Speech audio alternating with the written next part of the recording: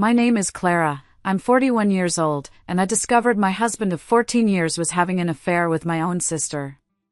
Before I tell you how I used their greed and arrogance to make them pay the ultimate price, let me know where you're watching from in the comments. It's always comforting to know I'm not alone. The moment my world shattered didn't come with a scream or a slammed door.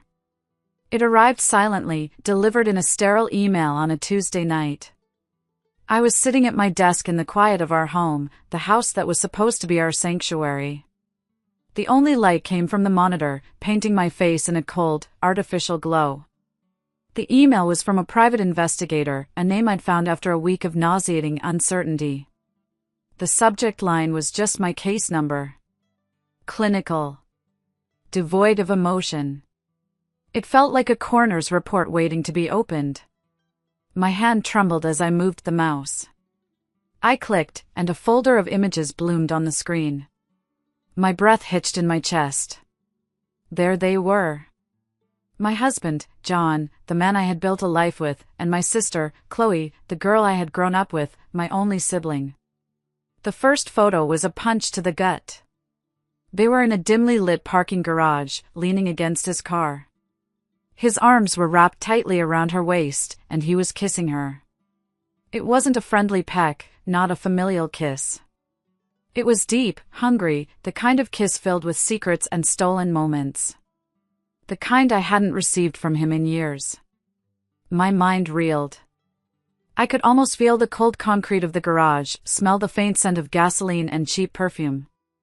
I scrolled down, my finger moving as if disconnected from my brain. Another photo. This one was worse. They were at a jewelry store, one of those boutique places downtown. Chloe was holding a delicate silver necklace with a single, brilliant sapphire up to her throat. She was beaming at him, her eyes shining with a look of pure adoration. A look I once thought was reserved only for me. My stomach twisted into a tight, painful knot. I knew that necklace. I had pointed it out to John in a magazine just a few months ago, remarking on how simple and beautiful it was. He barely glanced at it. Another photo showed Chloe wearing John's familiar navy blue sports jacket, the one I'd bought him for his birthday 2 years ago. It was far too big for her, but she wore it like a trophy, snuggled into it as they walked down the street, his arm slung casually over her shoulder. It was an act of such casual, intimate ownership that it made me physically sick. My blood didn't run cold, it felt like it evaporated entirely, leaving a hollow, buzzing void in its place. This wasn't just infidelity. This was a conspiracy. A double betrayal so profound, so personal, that I couldn't even process it. I didn't cry. I didn't scream. A strange, terrifying calm washed over me, the kind of calm that comes after the storm has passed and all you can see is the devastation. It felt like watching a movie about someone else's tragic life. Methodically, I moved the cursor. I right-clicked on the folder of images. A menu appeared. Create new folder. I clicked it. A new, untitled folder appeared on my pristine desktop. I typed its name, each letter a quiet tap in the silent room. Project Liberation. I dragged the folder containing their smiling, treacherous faces into it, the icon vanishing into its new prison. As it did, I made a silent, unbreakable vow. The performance was over. The long-running drama of my marriage was done. Now, it was time to bring down the curtain, burn the set, and salt the earth. You have to understand, this monstrous betrayal didn't spring out of nowhere. It was the final, ugliest bloom on a tree whose roots were long and rotten. Their affair was just the culmination of a lifetime of smaller betrayals, a pattern I had been too forgiving, too blind, to see. I thought back to a few years ago. I'd been working as a financial analyst at a mid-sized firm, putting in 60-hour weeks for months to save up for a real family vacation, a trip to the coast for me, John, and our daughter, Natalie. One evening, I came home, my body aching with exhaustion, to find John at the kitchen table, his head buried in his hands. A stack of unopened letters was piled beside him. "What's wrong?" I asked, my heart immediately sinking. He wouldn't look at me. I made a mistake, Clara. A big one. He explained that a buddy from the gym had given him a sure thing tip on a tech stock. He was going to surprise me, he said, by doubling our vacation fund. Instead, the stock had tanked. He hadn't just lost the money he'd invested, he'd panicked and used one of our joint credit cards to try and recoup his losses, maxing it out. How much, John? I asked, my voice barely a whisper. The number he mumbled was staggering. It was the entire vacation fund, and then some. I remember the dialogue vividly. I was trying to do something nice for us, he'd pleaded, his eyes welling with tears. I just wanted to give you and Natalie the world. And I, like a fool, had felt a pang of pity for him. I spent the next year of my life working even harder to pay off the debt he had so carelessly, so secretively, created. I forgave him. I always did. And Chloe, she was the sun around which our family had always orbited. She was the golden child, the one whose mistakes were learning experiences and whose successes were proof of her innate brilliance. My accomplishments were just expected. I remember our high school prom. I had saved for months to buy the perfect dress. The day before the prom, Chloe came into my room in tears. Her own dress, she wailed, had been ruined by a faulty zipper. She begged to borrow mine, just for the one night. I'll be so careful, Clara, I promise, she'd sworn. I reluctantly agreed. She returned it the next day with a huge, dark stain down the front. I'm so sorry, she'd said with a careless shrug. Someone spilled a drink on me. When I was upset, my own mother had told me, don't be dramatic, Clara. It's just a dress. Your sister felt beautiful, and that's what matters. It was never just a dress. It was a pattern. Chloe took what was mine, and the world told me it was my job to let her.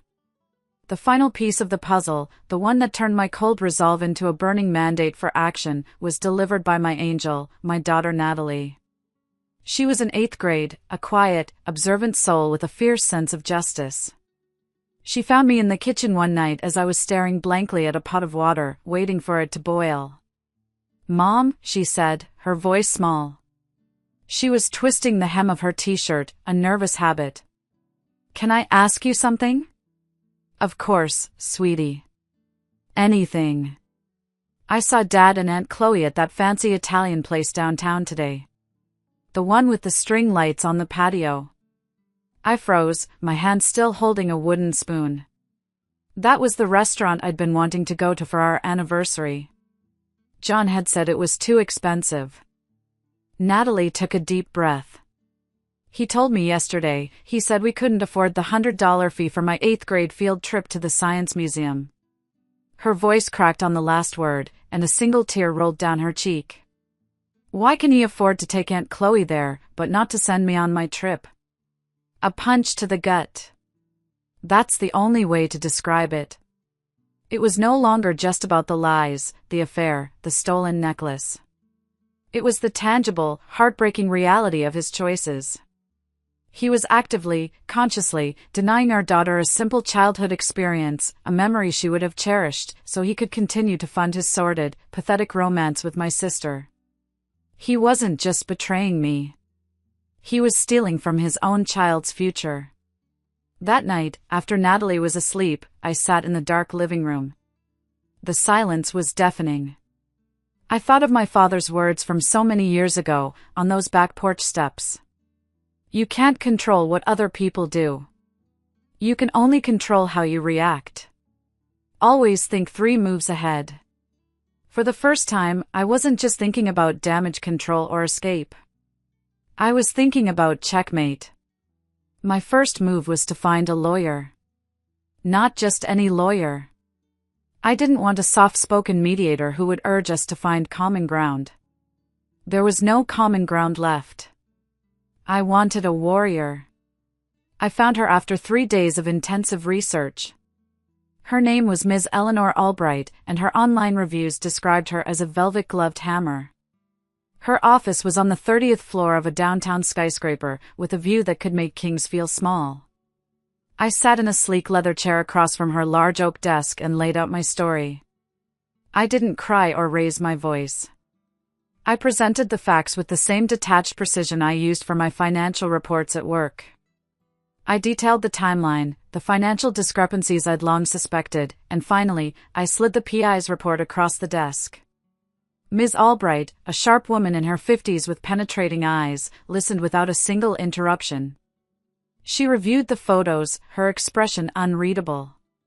When I finished, she folded her hands on the desk. "Good," she said, her voice crisp and clear. "You've already done the hardest part. You've detached. That's a tactical advantage. Most people in your position are operating from a place of pure emotion. We will operate from a place of pure strategy." She looked me dead in the eye. "Let me be clear, Clara. Your husband and your sister have handed us a gift. In this state, infidelity has a significant impact on the division of assets and alimony. His financial deception is the nail in his coffin." She laid out a plan that was both brilliant and breathtakingly ruthless. We would build an ironclad case for financial misconduct alongside the clear evidence of the affair. This would give us absolute leverage when it came to our assets, the divorce settlement, and the most important thing in the world to me, securing sole physical custody of Natalie. I left her office feeling not happy, but powerful. For the first time in a long time, I was in control. My second move had to be the confrontation. I couldn't let it happen in the silent, haunted halls of our home. It needed witnesses. It needed to be somewhere they couldn't spin the narrative, somewhere their lies would evaporate under the harsh light of public scrutiny. My mother's 60th birthday party was in 2 weeks. The entire extended family would be there. It was the perfect stage. On the night of the party, a strange sense of calm enveloped me. I moved through the motions of greeting aunts and uncles, of smiling at cousins. I wore a simple, elegant black dress. It stood in stark contrast to Chloe's, a frilly, attention-grabbing pink number. She and John were inseparable all evening, laughing a little too loudly, his hand constantly finding the small of her back. They were so confident, so brazen in their deceit. They thought they had everyone fooled. After my mother had tearfully blown out the candles on her cake, I stood up. I tapped my water glass with a fork. The cheerful chatter died down. "I'd like to say a few words," I said, my voice resonating clearly in the sudden silence. John and Chloe looked at me, smug smiles plastered on their faces, probably expecting a saccharine tribute to our mother.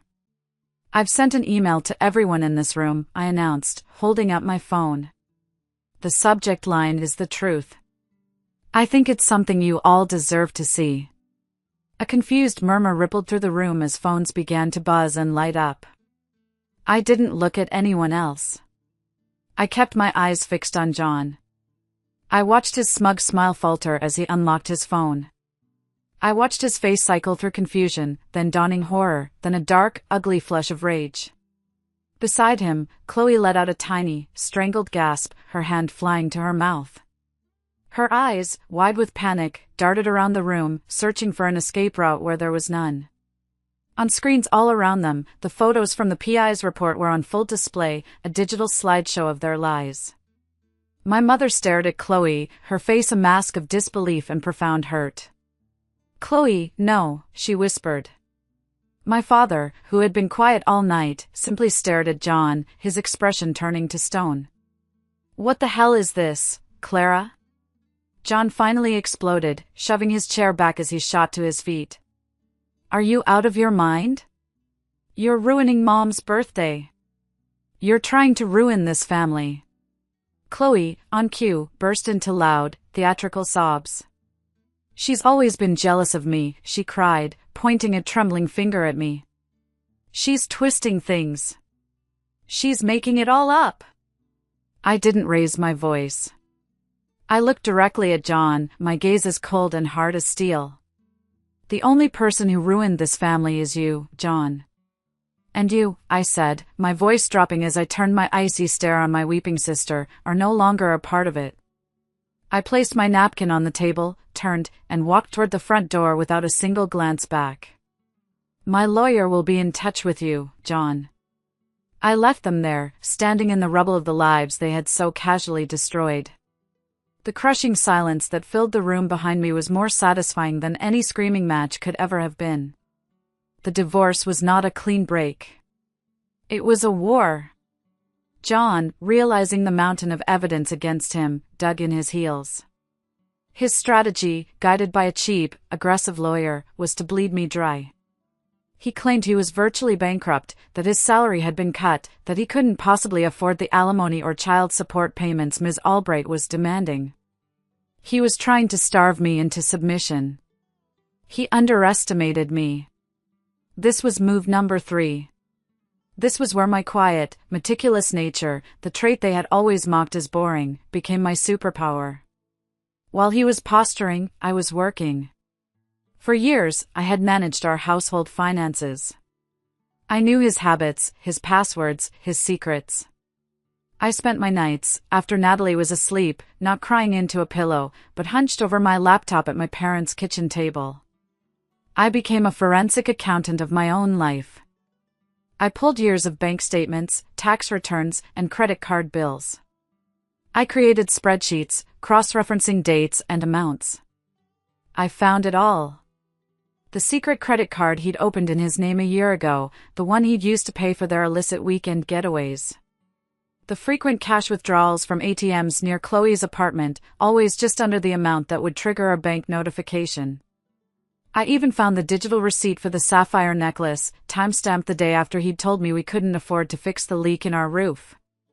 The final piece of the puzzle was a work of digital art. I found a charge on his secret card for a couple's spa day in a town 2 hours away. The date matched a day he'd told me he was on a business trip. On its own, it was suspicious. But then I went to Chloe's Instagram. I scrolled back through months of posts until I found it. A picture of 2 pairs of feet propped up by a pool, 2 champagne flutes clinking together. The caption read, "Best surprise getaway with my favorite person." The geotag on the photo matched the spa's location. The timestamp was within an hour of the credit card charge. Checkmate. I compiled everything into a thick, 3-ring binder, each piece of evidence highlighted in yellow, tabbed, and cross-referenced. I felt a grim satisfaction as I organized the story of his lies in black and white. I presented the binder to Ms. Albright. She slowly flipped through it, a slow, predatory smile spreading across her face. It was the smile of a hunter who knows the prey is already in the trap. "Oh, Clara," she said, her voice full of admiration. "This is magnificent. This isn't just a binder, it's a sledgehammer."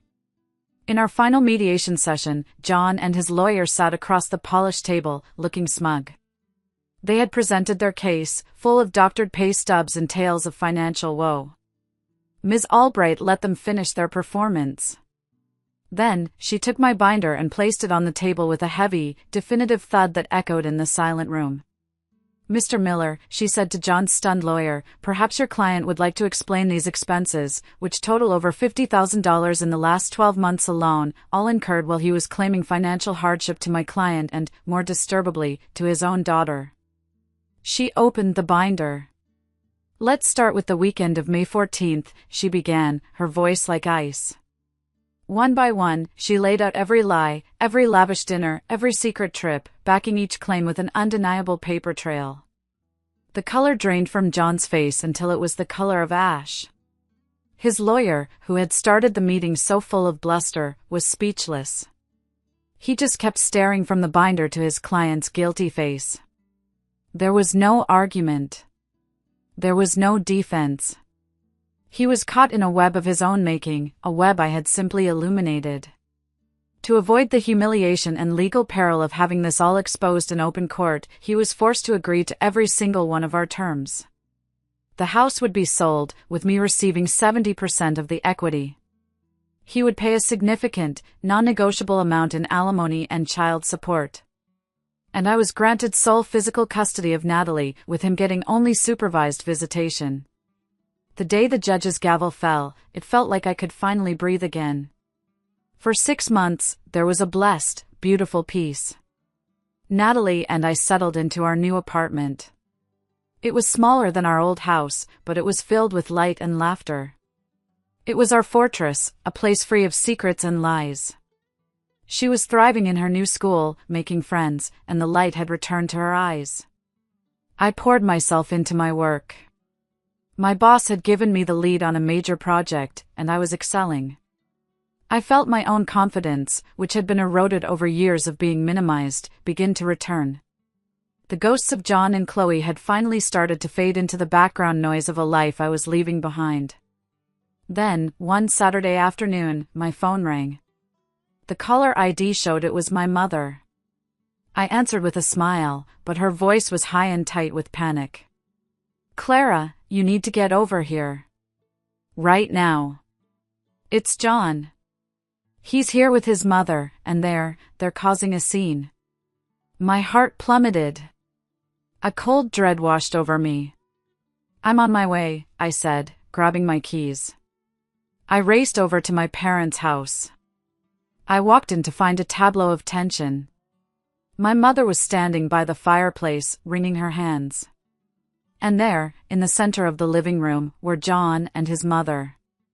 John looked like a ghost. He was gaunt, his clothes were rumpled, and dark circles shadowed his eyes. His mother stood beside him like a bulldog, her arms crossed, her face a mask of righteous fury. "There you are," his mother spat the moment she saw me. "Tell your parents to stop being so unreasonable." "What is this?" I asked, my voice calm and even. I would not let them see me rattled. "I want my money," John said, his voice a low, guttural growl. $15,000. It was my share of the inheritance money your parents gave us for the wedding. It was a gift to me as much as to you. It's my money, and I want it back. Now. I was so stunned, so utterly floored by the sheer audacity of his demand, that I actually laughed. It was a short, sharp, humorless sound. "John, my parents gave us that money as a wedding gift 14 years ago. Money that, if I recall correctly, you used to buy that ridiculous sports car you crashed 2 years later. It's gone. And you have absolutely no legal right to it." "I don't care about legal rights," his mother shrieked, taking a step forward. "You did this. You ruined my son. He lost his job because of the scandal you created. He can't find work. He can't even afford his alimony payments you greedily demanded. You owe him this. It's the least you can do after destroying his life." The desperation rolling off them was a physical force. This wasn't about principle or fairness. This was a cash grab. He was broke, and they were here to try and bully and intimidate me into becoming his personal ATM. Just then, the front door opened, and my father walked in, home from his Saturday golf game. He stopped in the doorway, his eyes taking in the scene. He looked at me, at my anxious mother, and then his gaze settled on John and his mother. He listened without expression as they repeated their insane, entitled demand. I braced myself for an explosion. Instead, my father did something I never expected. He looked at John, his eyes filled not with anger, but with a strange sort of pity. "All right," he said, his voice shockingly calm. "You're in a tough spot. I get it." My stomach lurched. Was he actually going to give in to them? "Let me see what I can do," my dad said, and he turned and walked into his home office. John and his mother exchanged a look of smug, venomous triumph. They thought their bullying had worked. They thought they had won. My father returned a moment later, holding a thick, white business envelope. He held it out to John. "Here," he said, his voice flat. "Take it. And I never want to see your face here again." John snatched the envelope from his hand like a starving animal. "It's about time," he muttered. Without so much as a thank you, he and his mother turned on their heels and stormed out of the house, slamming the door behind them. I stared at my father, my mind reeling. Dad, what did you just do? You can't just give them money. He simply held up a hand and smiled a slow, deliberate smile. Patience, Clara, he said, his eyes twinkling. Never interrupt your enemy when he is making a mistake. The third move is about to happen. We didn't have to wait long. Less than 5 minutes later, we heard a car door slam with such force it rattled the windows. A string of furious, profane shouts echoed from the driveway. Then, a loud, violent banging started on our front door. Bang. Bang. Bang. You think you're so damn smart. John roared from the other side of the door, his voice hoarse with rage. You'll pay for this. I'll sue you for everything you have. I'll take you to court. I rushed to the window and peered through a gap in the blinds. It was a horrifying, yet pitiful sight. John was repeatedly kicking the solid oak door, leaving muddy scuff marks with each blow. His mother was right beside him, screaming obscenities, her face a grotesque purple mask. She had ripped one of my mother's prize-winning rose bushes out of the garden bed and was waving it around like a weapon. In John's other hand, crumpled in his fist, I saw the contents of the envelope, a stack of crisp, colorful Monopoly money. My dad was already on the phone, his voice the epitome of calm concern. Yes, hello? Police? I'd like to report a disturbance. My ex-son-in-law is currently trying to break down my front door. While he was calmly giving our address, I pulled out my own phone. My hands were shaking, but not from fear. It was adrenaline. I pressed record. This was it. This was the final, spectacular act of self-destruction I had been waiting for. This was the ultimate price. The flashing blue and red lights of a police cruiser washed over our quiet suburban street just 2 minutes later, bathing the ugly scene in a surreal glow. The arrival of law enforcement created a full-blown spectacle. John was still yelling, his mother was brandishing the mangled rose bush, and half the neighborhood had emerged onto their lawns, their faces a mixture of shock and morbid curiosity. When John saw the two officers approaching, he actually tried to play the victim, puffing out his chest. Thank God you're here, officers. These people, they committed fraud. They tricked me. The taller of the two officers, a man with a tired, seen-it-all expression, just raised a skeptical eyebrow. Sir, he said, his voice heavy with authority, we have received multiple calls about you damaging this property and making verbal threats. Is that your foot-shaped dent in the door? It all unraveled for him right there, on my parents' perfectly manicured lawn, under the unforgiving glare of police lights and the watchful eyes of the entire community. My video recording, combined with the clear physical evidence and the testimony of 3 different neighbors who had witnessed the whole tirade, was more than enough. John and his mother were arrested for harassment, trespassing, and destruction of property. They were read their rights, handcuffed, and placed in the back of the patrol car. As the car door closed, John's frantic eyes met mine through the window. There was no anger left in them, no arrogance, no fight.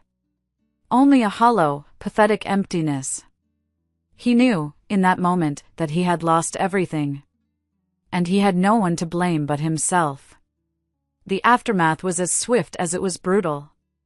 The arrest made the local news blotter, a small but permanent digital stain on his name. He was charged, and though he avoided jail time, the public record of his actions made him completely unemployable. The story of his desperate, foolish attempt to extort money from his ex-wife's family became a cautionary tale whispered in our community. Chloe, who had apparently been lingering in the wings hoping he'd land on his feet, vanished from his life the moment she realized his financial ruin was permanent. She cut her losses, just as she always had. With the police report and my video evidence, obtaining a permanent restraining order against both John and his mother was a simple formality. The court also came down on him like a ton of bricks for his failure to pay child support. With the new evidence of his documented harassment and instability, the judge didn't hesitate to grant my lawyer's motion to enforce the payments rigorously. There was even talk of his parents' assets being garnished if he continued to default. One afternoon, about a month after the incident, I received a long, rambling email from Chloe. It was a masterpiece of self-pity, painting herself as the tragic, manipulated victim in this whole affair. She blamed John for seducing her, and she blamed me for not being a more forgiving, understanding sister. According to her, she was the one who had truly suffered. I read the first 2 sentences, and a sense of profound, cleansing peace washed over me. I felt no anger, no sadness, not even a flicker of the old sisterly bond. I just felt nothing. I calmly moved my cursor, clicked on settings, and created a new rule for my inbox. All emails from her address, and from any address associated with John's family, were to be sent directly to the trash folder, unread. It was my final act of liberation, a quiet, digital severing of the last toxic tie to my past. I was free. A year passed. A year of quiet healing, a year of rebuilding. Life blossomed in the silent spaces that John and Chloe's drama had once consumed. At work, my focus and dedication paid off in ways I'd never imagined.